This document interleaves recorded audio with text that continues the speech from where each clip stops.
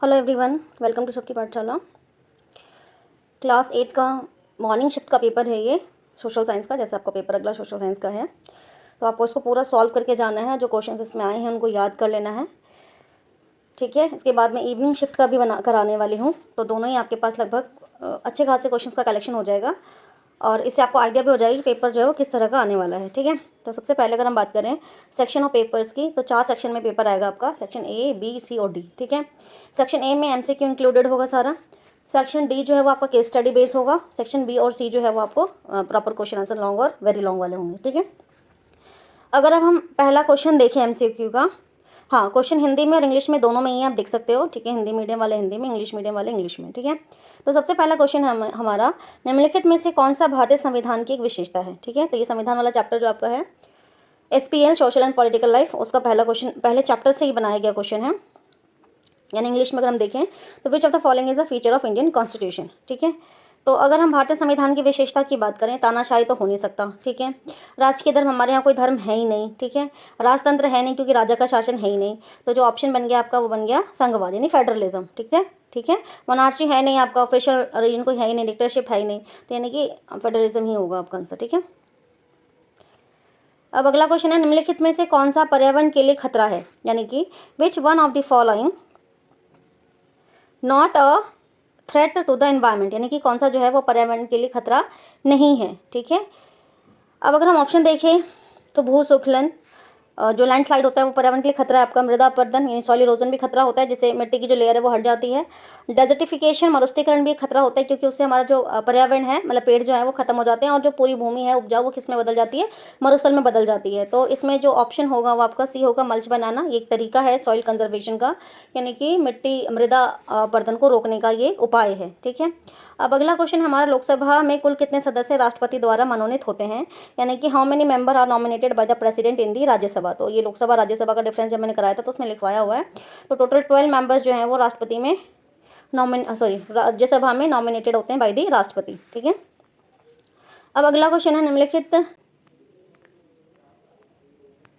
अब अगर हम फोर्थ क्वेश्चन की बात करें तो फोर्थ क्वेश्चन में हमें क्रॉनिकल ऑर्डर में यानी कालानुसार लगाना है, यानी कि जो घटनाएं जैसे घटी हैं, जैसे ईयर के अकॉर्डिंग, ठीक है, तो वो हमें लगाना है। तो आप 4 ऑप्शन देख सकते हो क्या क्या आपके पास, ठीक है। पहला है अवध पर सहायक संधि थोपा गया। दूसरा, कंपनी द्वारा जारी किए जाने वाले सिक्कों से मुगल शासन का नाम हटा दिया गया। तीसरा, गवर्नर जनरल लॉर्ड डलहौजी ने ऐलान किया कि बहादुर शाह जफर की मृत्यु के बाद बादशाह के परिवार को लाल किला से बाहर निकाल करके दिल्ली में कहीं और बसाया जाएगा। और चौथा है आपका, गवर्नर जनरल लॉर्ड क्या ने फैसला किया कि बहादुर शाह जफर आखिरी मुगल बादशाह होने वाले हैं, ठीक है। तो ये मैंने अभी लास्ट क्लास आई थिंक में बताया है, लास्ट में ही बताया है ये पूरा इवेंट। तो इसका जो ऑप्शन है आपका डी है, ठीक है। फिफ्थ में बोला है कि प्लासी की लड़ाई में नवाब सिराजुद्दौला की हार का क्या कारण है। तो आंसर इसका फर्स्ट होगा, मीर जाफर की टुकड़ियों का युद्ध में भाग नहीं लेना मेन कारण था, ठीक है। यानी कि the force led by the Mir Jafar did not participated in the battle, ये इसका रीजन है। अब अगला क्वेश्चन हमें दिया है कि भारत सरकार को 75 रुपये का नोट जारी करना चाहिए या नहीं करना चाहिए, यानी 75 रुपीज़ का नोट इशू करना चाहिए या नहीं करना चाहिए, कि जो फैसला है वो कौन लेगा। तो ये फैसला केंद्र सरकार के द्वारा लिया जाएगा, आपको याद रखना है, ठीक है। ये शायद पार्लियामेंट वाला चैप्टर है, उसमें से है क्वेश्चन। अब अगला क्वेश्चन है हमारा कि मानसा प्रवास एक किताब है, वो किसने लिखा है। तो उसका आंसर है विष्णु गॉड से, ठीक है। अब अगला, who among the following is not a organ of the Indian parliament, यानी इंडियन पार्लियामेंट का जो ऑर्गन है वो कौन सा नहीं है, इसमें हमें ये बताना है। तो देखो, इंडियन जो पार्लियामेंट है, यानी भारतीय जो संसद है, उसमें लोकसभा तो होता ही है, क्योंकि कोई भी कानून पहले लोकसभा में जाता है, फिर राज्यसभा में जाता है, उसके बाद उस पर राष्ट्रपति के हस्ताक्षर होते हैं, सिग्नेचर होते हैं, तब जाकर के वो कानून बनता है। तो ये 3 तो अंग है ही है, ठीक है, यानी प्रेसिडेंट भी है, लोकसभा भी है, राज्यसभा भी है। तो आपका जो बी पार्ट है वो नहीं है। अब अगर हम बात करें अगले क्वेश्चन की, तो अगला क्वेश्चन है, in which present did Bahadur Shah Zafar spend the last year of his life, यानी कि बहादुर शाह जफर ने अपने जीवन के जो अंतिम वर्ष थे वो कौन से जेल में व्यतीत किए। तो वो रंगून जेल है, ठीक है, याद रखना है आपको।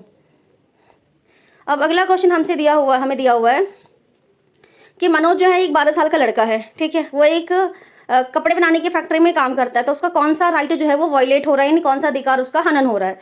तो आपका ये होगा राइट अगेंस्ट एक्सप्लॉयटेशन, यानी शोषण के विरुद्ध अधिकार, ठीक है।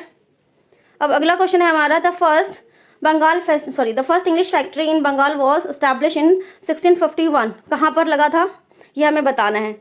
तो पहली जो फैक्ट्री लगी थी आपकी क्वेश्चन कहाँ गया? अच्छा सॉरी एक क्वेश्चन छूट गया, 11th भी है बीच में। Which among the following country is the largest producer of coffee, यानी कि निम्नलिखित में से कौन सा देश जो है वो कॉफ़ी का सबसे बड़ा उत्पादक है। तो ये मैं बार बार जब भी मैं टेस्ट लेती हूँ तो क्वेश्चन देती हूँ आपको, तो इसका आंसर आप खुद लगाओ। अगला है the first English factory in Bengal was establish in 1651 at the bank of the, कौन से रिवर के किनारे जो है वो पहले इंग्लिश फैक्ट्री लगी? तो हुगली नदी है। अगला क्वेश्चन है हमारा, which feature of the Indian constitution is known as the concise of the constitution, यानी कौन सा जो संविधान है, भारतीय संविधान के अंतरात्मा किसे कहा जाता है? तो मौलिक अधिकार को यानी फंडामेंटल राइट्स को कहा जाता है concise of the constitution. Who among the following was widely famous as Sher Mysore, यानी कि निम्नलिखित में से कौन जो है वो शेर मैसूर के नाम से प्रसिद्ध थे? तो ये तो आंसर सबको पता होगा, टीपू सुल्तान है इसका आंसर। अब अगला है हमारा question, who among the following, अच्छा ही हो गया। अगला है हमारा, निम्नलिखित दिए गए प्रश्न में से दो प्रवाक्य दिए गए हैं, एक क मतलब ऊपर क है, नीचे ख है, स है और क है, और आपको देखना है दोनों सही है दोनों गलत हैं, एक सही है एक गलत है, दूसरा सही है पहला गलत है, व्याख्या कर रहा है नहीं कर रहा है, सब आपको चेक करना है इसके अंदर, ठीक है। तो पहला है भारत एक लोकतांत्रिक देश है, तो बिल्कुल ठीक है, India is a democratic country. अब अगला है भारत का अपना एक संविधान है, ये भी बिल्कुल ठीक है, ठीक है। तो जो पहला स्टेटमेंट है भारत एक लोकतांत्रिक देश है वो भी ठीक है, भारत का अपना संविधान है वो भी ठीक है, तो ऑप्शन बी होगा आपका सही आंसर।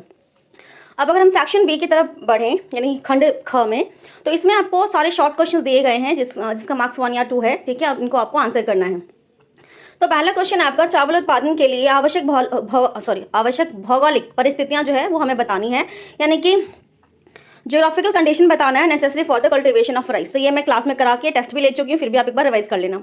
अगला क्वेश्चन इसी का बी पार्ट है, मतलब इसी में और में दे रखा है कि गेहूं के उत्पादन के लिए बताना है, ठीक है। तो ऐसे एग्जाम में आपको 2 दिया जाएगा, जो आपको याद है वो आपको लिख लेना है।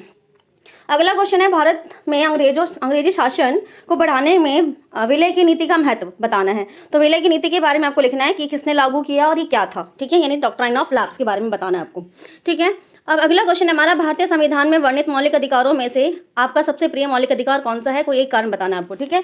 यानी कि क्या करना है आपको कि जितने भी फंडामेंटल राइट्स हैं उनमें से कोई एक आपको लिखना है और अच्छे से उसको मतलब एक्सप्लेन कर देना है, अधिकार का नाम लिखना है, उसके बारे में लिखना है पूरा। अगर आप उसको जितना आपको याद है अगर एक्सप्लेन कर दोगे तो आपको मार्क्स मिल जाएगा। अगला क्वेश्चन है, नीचे दिए गए ये काल्पनिक सांसद की टुकड़ी दे रखी है, हमें सारा इन्फॉर्मेशन दे रखा है कि हाँ इलेक्शंस हुए हैं और विकास संघ पार्टी को 32 सीट मिला है, व्यापार पार्टी को 33 मिला है, संग्राम पार्टी को 5 मिले हैं, टोटल 70 सीटें हैं। तो बहुमत के लिए कितने सांसदों की आवश्यकता होगी? तो 70 का आधा करोगे, उसमें 1 प्लस कर दोगे तो बहुमत उतना हो जाएगा आपका मेजोरिटी, ठीक है। सरकार बनाने की संभावना किसकी है? तो जिसको सबसे ज़्यादा वोट मिले होंगे उसकी, जिसको सबसे ज़्यादा सीटें मिली होंगी उसकी संभावना जो है वो क्या होगी? ज़्यादा होगी सरकार बनाने की, तो यानी कि ये वाला, ठीक है। अब अगर आपको ये वाला याद नहीं है तो मतलब नहीं समझ आया तो आप इसका बी पार्ट भी कर सकते हो। 1885 में भारतीय राष्ट्रीय कांग्रेस का प्रमुख मांग क्या था? ये क्वेश्चन बहुत इंपॉर्टेंट है कि 1885 में जो कांग्रेस थी उसके क्या क्या डिमांड्स थे, ठीक है। अब अगर हम सेक्शन सी पे आए,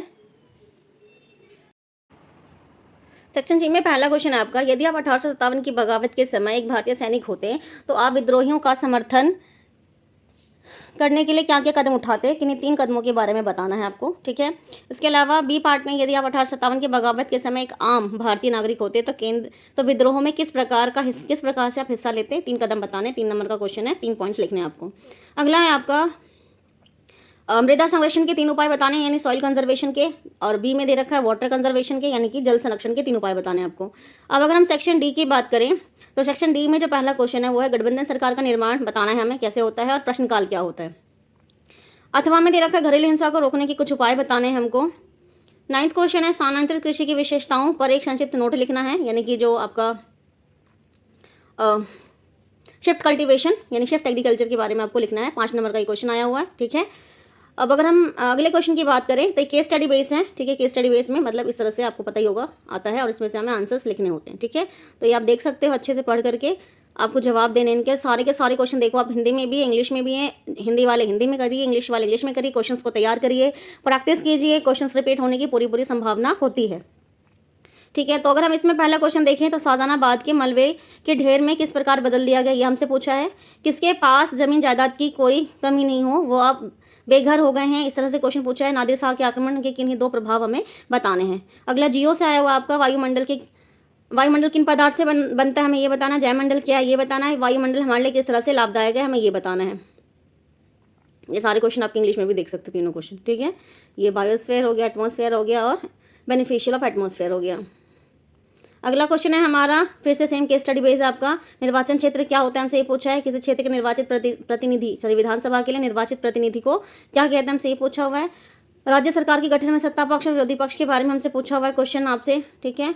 और ये है आपका भूमि संरक्षण के, भूमि एक महत्वपूर्ण प्राकृतिक संसाधन क्यों माना जाता है, मैदानी क्षेत्र संघन क्यों होता है हमसे ये पूछा है, और विश्व में जनसंख्या का वितरण असमान क्यों है, ये भी भूगोल का ही आपका, ठीक है। मैप तो मोस्ट इंपॉर्टेंट है, जरूर प्रैक्टिस करना ये सारा आप, ठीक है। जैसे दिल्ली आपको मैप में लोकेट करना आएगा, झांसी, लखनऊ, बरेली, बनारस और अलीगढ़, ठीक है। ये आपका मैप वर्क हो गया। सेम इंग्लिश में भी वही है, दिल्ली, झांसी, लखनऊ, बरेली, बनारस और अलीगढ़, ये आपके मैप के पॉइंट ऑफ व्यू से इंपॉर्टेंट है। रिपीट पूरा पूरा सारे नहीं होंगे लेकिन कुछ जरूर होंगे पेपर में, तो आपको याद कर लेना है। अब ये अगला जो लास्ट क्वेश्चन है ये विजुअली इंपेयर्ड बच्चों के लिए, यानी दृष्टिबाधित बच्चों के लिए है, तो ये आपको करना ही नहीं है, ठीक है। तो इस तरीके से मैंने एक क्वेश्चन पेपर आपको पूरा करा दिया है। आप इसको प्रैक्टिस करो। जो दूसरा वाला है इवनिंग शिफ्ट का, वो भी मैं जल्दी ही कराऊंगी, पहले आप इसको तैयार कर लो। बाकी थैंक यू फॉर वॉचिंग।